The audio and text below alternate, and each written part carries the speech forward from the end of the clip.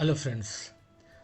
जिस वक्त बुद्ध पृथ्वी पर चले उनके समकक्ष कुछ राजा, कुछ चिंतक, वो कौन से थे लोग, उनके बारे में आज बात करेंगे। ईसा पूर्व 6ठी शताब्दी, उत्तर भारत में बहस होती थी, सत्ता संघर्ष था, आध्यात्मिक जागरण से जीवंत था। उस टाइम गंगा के मैदानों में 16 महाजनपद उभर रहे थे, प्रतिस्पर्धा कर रहे थे, और उसी उथल पुथल के बीच एक शांत भिक्षु विचरण कर रहा था, गौतम बुद्ध।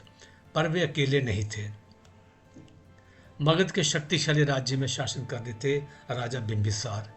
वे केवल तलवार से शासन करने वाले राजा नहीं थे, वे विचार सुनते थे, दार्शनिकों का सम्मान करते थे। वे बुद्ध के संरक्षक और समर्थक बने। उनके बाद आए उनके पुत्र अजातशत्रु, महत्वाकांक्षी, प्रखर और राजनीतिक रूप से तीक्ष्ण। उनका जीवन संघर्ष से आरंभ हुआ, पर अंततः उन्होंने भी बुद्ध की शरण में ज्ञान की तलाश की। उसी समय एक और महान सन्यासी अपना संदेश दे रहे थे, महावीर। जैन धर्म के सुधार आंदोलन के प्रवर्तक, दो महान आत्माएं एक ही धरती पर चलती हुई, मुक्ति के अलग अलग मार्ग प्रस्तुत करती हुई। कौशल के राजा प्रसन्नजीत ने बुद्ध शिक्षाओं से गहरा संवाद स्थापित किया। अवंती के राजा उदयन भी इस वैचारिक उथल पुथल के युग में शासन कर रहे थे।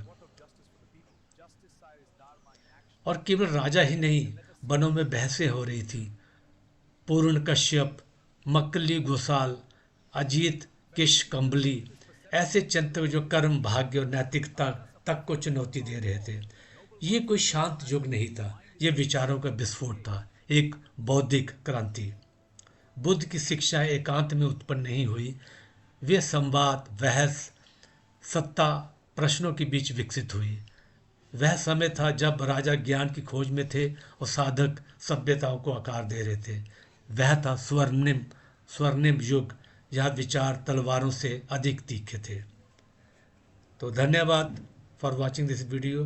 Please do subscribe my channel, share, like and comment. Thank you so much.